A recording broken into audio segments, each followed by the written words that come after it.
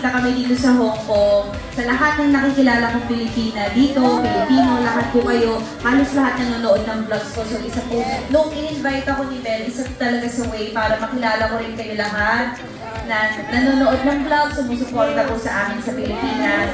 Kahit malayo na kayo sa inyong pamilya, malayo kayo sa ating bayan, kayo po ay talagang nagsumusuporta pa rin sa kapwa ninyo Pilipino. Kaya proud na proud po kami sa inyo kasi grabe ang hirap magtrabaho abroad, di ba po?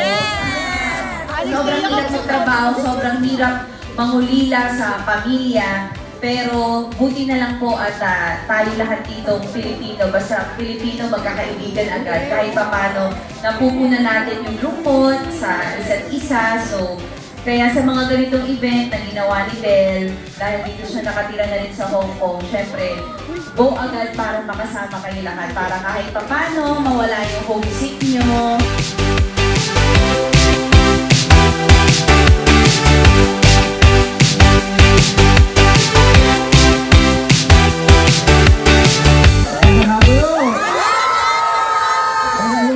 Dito. Marami ho.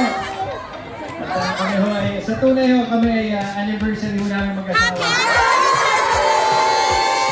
Pinili ho namin na makasama kayo sa aming pamilya. Kaya maraming salamat. Kami po ay napakasaya na makasama po ang ating mga kababayang Pilipino dito po sa Hong Kong. Alam ho namin ang yung hirap. Ako po, pag naikot ako sa Lipa, sa Batangas, kita-kita po ho yung mga nailimang pamilya ng mga OFW.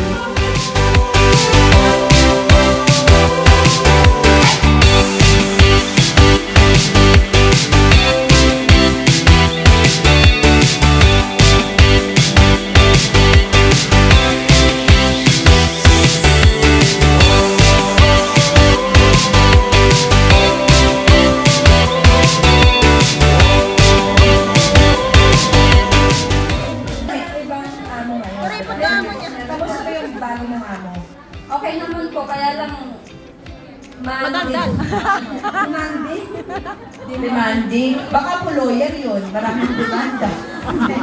Lawyer po yung anak. Pag ganun po, anong ginagawa ninyo? Wala lang pwede.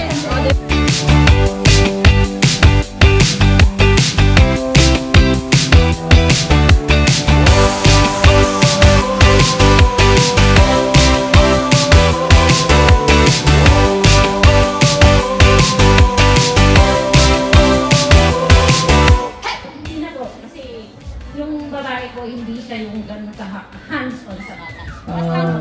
Mas yung lalaki. Okay. Tapos nagtatrabaho yung amo mo dito? Dalawa sila nagtatrabaho kaya... Ano lang? Chinese din po. Pag Chinese dito, paano yun? Natututo kayo mag-Chinese? O... Yes!